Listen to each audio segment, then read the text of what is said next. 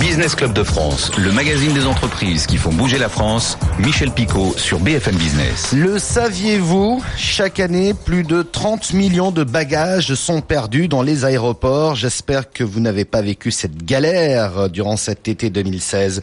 Alors, comment faire finalement pour lutter contre la perte de ces bagages ? Eh bien, on pourrait peut-être connecter la valise. Bonjour William Talla. Bonjour Monsieur Picot. Vous avez fondé Bibelib. Qu'avez-vous créé précisément ? Écoutez, j'ai simplement créé un accessoire de voyage qui permet aux passagers qui voyagent de pouvoir protéger leur bagage de manière intelligente, c'est-à-dire en fait d'apporter une protection au bagage et aussi surtout d'être capable de tracer sa valise, de savoir où est-ce qu'elle se trouve. Alors on va le décrire un tout petit peu plus dans le détail parce que c'est une housse donc qui s'adapte à peu près tous les bagages, on va dire. Alors en fait on a fait, je vais prendre un terme un peu barbare, c'est du reverse engineering. En fait on a essayé de travailler à la base des valises. J'ai travaillé à Charles de Gaulle et en fait on a vu toutes ces valises qui arrivaient. Donc on a identifié toutes les tailles, les hauteurs, les largeurs des valises. Et de là on a essayé de créer un tissu qui soit assez technique. Donc l'idée c'est qu'en fait on a une taille de housse qui s'adapte à toutes les valises qui vont en route. C'est un tissu qui est complètement à taille universelle.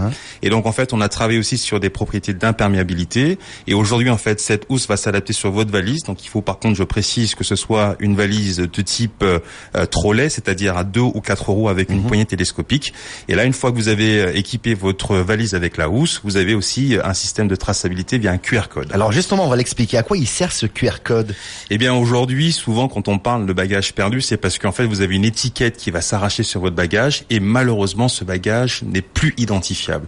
Donc ce qu'on a fait, c'est qu'on a intégré dans cette protection un système de traçabilité qu'il faut activer, qui va permettre à tout voyageur de pouvoir avoir sa valise identifiée coup sûr, à 100% par le personnel aéroportuaire. Alors on va voir comment ça marche très concrètement. J'ai ma housse, ma valise, j'ai mon QR code. Je fais quoi avant le départ ? Eh bien tout simplement deux façons de faire. Soit on est très techno, donc on va utiliser un smartphone, donc on va flasher le QR code. Ça va vous renvoyer directement sur la page d'activation donc que nous avons créé Biblib. Et là votre valise va être activée. Vous allez renseigner vos coordonnées, nom, prénom, numéro de téléphone, des informations qui vont rester anonymes. C'est très très important puisqu'aujourd'hui les gens mettent leur nom, prénom, numéro de téléphone, qui permettent à des gens mal intentionnés de pouvoir faire vos appartements ou vos bureaux. Et donc une fois que ça va être fait, donc le bagage est identifiable. Puisque en fait, si quelqu'un le retrouve, elle va pouvoir dans le même temps scanner ce même QR code et vous envoyer un texto ou un email pour vous avertir que le bagage a été identifié. Sans que je sache réellement à qui il appartient. Sans que je sache réellement à qui elle appartient s'il s'agit d'une personne lambda. En revanche, si c'est du personnel aéroportuaire et dans le cadre de ramifications qu'on peut avoir avec des compagnies aériennes, on peut leur donner accès à la base de données et donc ils peuvent savoir et personnaliser ce message. Ça accélère réellement parce qu'un bagage perdu, ton bagage perdu, vous me direz. Alors vous allez me dire, il est là, on ne sait pas à qui il appartient parce qu'il a plus d'étiquette. Oui. Ça va beaucoup plus vite, j'imagine, en flashant le QR code. Et ce qu'il faut comprendre, c'est que quand vous êtes dans une zone aéroportuaire sur laquelle vous avez parfois 1 million de passagers qui vont voyager sur une semaine, il faut bien comprendre que lorsqu'il y a un bagage qui est perdu, vous avez 150 bagages qui sont devant vous, qui sont noirs, bleus et qui n'ont aucun moyen d'être identifiés. Donc aujourd'hui, ce sont les règles CITA qu'on a. En fait, ce qui est très important, c'est que l'agent aéroportuaire soit capable d'identifier très rapidement. À partir du moment où vous allez avoir une housse déjà sur le bagage, il va se démarquer du lot, donc il va être identifié plus rapidement. Et aujourd'hui, ce que nous on doit faire, c'est aussi communiquer sur ce service de manière à ce que les agents aéroportuaires l'utilisent largement. Et donc du coup, ce qui va se passer, c'est que les gens l'utilisent facilement. Alors, est-ce que c'est le cas aujourd'hui ? Est-ce que les compagnies, enfin on va dire les services bagages, utilisent un maximum de technologie pour justement pouvoir repérer les bagages égarés ? On y arrive. Sachez que 50 millions de dollars ont été investis par la compagnie Delta Airlines il y a à peu près un mois de cela pour équiper leur système de bagages de RFID. Aujourd'hui, le traitement du bagage, c'est vraiment une préoccupation première des compagnies aériennes et des opérateurs. Entre autres, IATA, qui nous édicte des règles, dit que c'est la deuxième préoccupation des passagers, après le fait que le vol arrive à l'heure. Donc c'est très important qu'on puisse avoir cette solution qui soit, et beaucoup de compagnies aériennes réfléchissent. Vous qui connaissez les coulisses, puisque vous nous l'avez dit, vous avez travaillé à Roissy-Charles de Gaulle. Lorsqu'un bagage est perdu, ça veut dire qu'il n'est pas identifiable et il est stocké quelque part, ou est-ce qu'il est réellement perdu et du coup, il faut le retrouver, Je sais pas. C'est une excellente question. Le bagage perdu, c'est un bagage qui n'est pas identifié. Parfois, ce bagage, il est encore sur un transit. Les raisons, et la première raison de la perte de bagage, c'est souvent en fait les hubs, le fait qu'il y ait une interconnexion, donc le bagage ne suit pas. Et donc en fait, ce qui est très difficile pour l'agent aéroportuaire, c'est ce qu'on appelle la réconciliation bagage. Alors c'est un terme qui a l'air un peu assez rigolo. C'est intéressant. On découvre les coulisses. Mais l'idée, c'est qu'en fait, quand vous avez un bagage qui doit normalement partir avec son propriétaire, si on ne le trouve pas, il faut absolument, pour des raisons de sécurité et sûreté évidentes, qu'on puisse savoir à qui appartient ce bagage-là. Et aujourd'hui, aussi bizarre que ça l'est, depuis 30 ans, il n'y a rien qui a été fait pour pouvoir trouver des solutions sur l'identification d'un bagage. Ouais. Et les chiffres sont catastrophiques parce que ça engendre des coûts qui sont énormes. La relivraison du bagage, l'indemnisation du passager, les frais de première nécessité. Et puis un bagage, que ce soit pour du professionnel ou du personnel, c'est quand même quelque chose qui est très personnel. Bien sûr. Donc l'intérieur du bagage peut être un coût, un naufrage aussi financier. Ouais. Je crois que vous avez ajouté une assurance dessus, au cas où réellement on le retrouve pas, ce bagage. Alors ça, c'est quelque chose sur lequel c'était peut-être le petit point faible qu'on avait sur notre produit. On s'est dit, OK, on est en train de trouver une solution pour améliorer le traitement des bagages. Donc, un bagage qui est égaré. Maintenant, que se passe-t-il en cas de vol de bagage ou si le bagage est totalement perdu? Donc, on n'avait rien jusqu'à ce jour.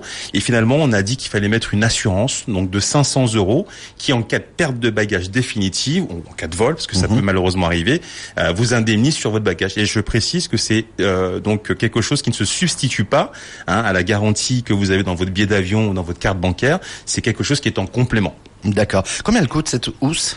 44,90 €, et donc la livraison inclus. Donc réutilisable. Absolument. Combien d'utilisateurs à ce jour? Aujourd'hui, sur le panel d'utilisateurs, je dirais qu'on a probablement plus de 10 000 utilisateurs sur la housse. Oui. Quand même, oui, parce que ça fait quand même quelques temps qu'on existe, et puis on vend aussi quand même à l'étranger. Donc on est présent au Japon, à Taïwan, en Espagne, aux États-Unis, et bien entendu en France. Ouais, il a fallu beaucoup de temps pour mettre au point cette idée, parce que on va revenir, mais tout est parti de votre expérience à Roissy. C'est assez particulier mon histoire parce que en fait je me suis retrouvé donc dans l'univers de l'aérien un peu après la crise des subprimes, parce qu'à la base je suis plutôt issu des métiers de l'économie. Et en fait, je suis passionné d'aérien, et ce qui s'est passé, c'est que j'avais des fonctions en fait de formateur en sécurité et sûreté aéroportuaire, et j'avais accès justement à ces zones bagages. Et en fait, je vois apparaître le film plastique qui sévit et qui prolifère dans tous les aéroports du monde. Ça coûte 2 € par trajet, et je comprends pas comment et pourquoi des gens utilisent cette protection pour protéger leur bagage. Et là, en fait, il m'a fallu effectivement 1 an de développement sur le produit parce que il y avait la contrainte des bagages qu'il fallait harmoniser, avoir une housse qui s'adapte. Et surtout, j'ai essayé de comprendre pourquoi est-ce que les passagers avaient besoin de protéger. Et là, effectivement, le film plastique. Le film plastique les rassure, ils se disent la valise va mieux résister. Je vais vous expliquer. À la base, le film plastique, si vous regardez dans tous les aéroports du monde, c'est souvent sur les destinations dites ethniques. Donc, l'Asie, l'Afrique et l'Amérique du Sud. Dans ces destinations, la problématique du vol est très importante. Donc, effectivement, comme vous dites, Monsieur Picot, ça les rassure énormément parce qu'ils ont peur du vol. Mais en fait, quand on développe et qu'on va un peu plus loin, on se rend compte que finalement, les gens qui sont en Europe ont aussi un besoin de protection, mais le film plastique, c'est pas très joli, c'est pas très esthétique, c'est pas pertinent, c'est pas smart. Donc on a été beaucoup plus loin en se disant qu'on pouvait travailler sous forme de collection avec des housses qui étaient assez jolies, qui étaient travaillées avec une assurance et avec le fameux QR code. Et aujourd'hui, on répond vraiment à tous les voyageurs qui voyagent. Et puis c'est plus écologique aussi. Et c'est nettement plus éco-friendly, écologique, absolument. On est d'accord. Je regardais un petit peu, vous êtes titulaire d'un DUG de Sciences Éco de la Sorbonne, et vous vous retrouvez aujourd'hui chef d'entreprise sur une idée, je pense que vous n'imaginiez même pas que vous alliez faire une housse de valise. Aucun rapport. Vraiment, sincèrement, aucun rapport. J'avais 30 ans et je me suis dit, est-ce que à un moment dans sa vie, c'est bien de travailler dans quelque chose qui vous passionne? Et j'ai fait ce choix. Alors, pour démarrer cette aventure, vous vous êtes dit, nous avons un produit grand public, il est donc cohérent que nos premiers investisseurs soient le grand public, et vous lancez une opération de crowdfunding, c'est bien ça? Absolument. Largement dépassé, enfin les objectifs ont été largement dépassés. Absolument. On a fait du crowdfunding avec SoWeFund, plateforme que beaucoup de gens connaissent dans le milieu. Effectivement, ça avait du sens de corréler un produit grand public avec aussi donc un investissement par le particulier. Effectivement, on a eu un grand succès sur cette campagne de crowdfunding.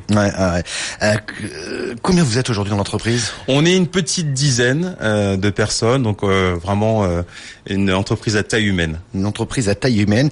Et avec des objectifs, vous êtes fixé quoi là? C'est quoi la feuille de route? Aujourd'hui, notre feuille de route, c'est vraiment de faire connaître ce produit. On a encore beaucoup de personnes qui ne connaissent pas le produit, donc on a un travail qui est très important à faire dessus.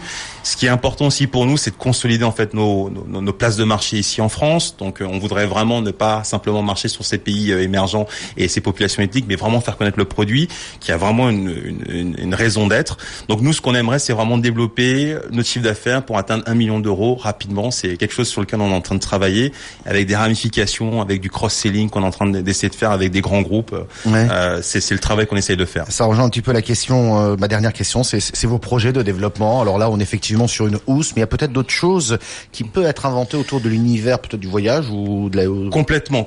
Aujourd'hui, je pense que dans l'univers de l'accessoire de voyage, il n'y a pas grand-chose qui a été fait. Et ce qu'on veut, c'est vraiment démocratiser ces accessoires-là, que ce soit pas simplement des personnes qui voyagent en classe affaires ou en première classe qui ont droit à des accessoires innovants. Je pense souvent notamment au casque anti-bruit qui coûte assez cher aujourd'hui. On est presque à 350 €. Donc nous, ce qu'on veut faire, c'est vraiment démocratiser l'univers du transport aérien avec des accessoires qui sont toujours innovants et qui soient aussi jolis. Ouais. Vous me faites penser à un invité il y a quelques mois qui était venu, qui a fait une très belle levée de fonds également et qui avait inventé une nouvelle forme de coussin, vous savez, pour dormir. Ça s'appelle Woolip et qui est magnifique d'ailleurs. Et je le teste ici même pour vous dire, c'est vraiment efficace. Qui est vraiment magnifique. Et là, je me dis qu'il y a effectivement de l'évolution pour le confort des passagers grâce à ces nouveaux produits. Ça s'est démocratisé. L'avion aujourd'hui, pour 500 €, on peut faire 11 000 kilomètres. C'est vrai. Quand vous avez 11h30 dans un avion à tuer, quoi de mieux que d'avoir des accessoires qui soient cohérents et qui vous permettent d'avoir du confort en voyageant. Ouais, et puis un peu de confort dans le sens où on est tranquille, quoi. C'est ça, c'est exactement ça. Et c'est ce point-là. C'est exactement ça. Merci à vous, William Talla, fondateur de Biblib, on dit comme ça. C'est comme ça qu'on dit, Biblib. Biblib. On va vous donner beaucoup plus d'infos sur notre blog businessclubdefrance.com. Donc Biblib, c'est la housse connectée qui vous permet, j'espère pour vous, de ne plus perdre votre valise trop longtemps. Dans un instant, encore de l'innovation avec un concept de mesure d'efficacité des campagnes de pub, de TV et de radio. En attendant, on va faire une pause, nous aussi. À tout de suite.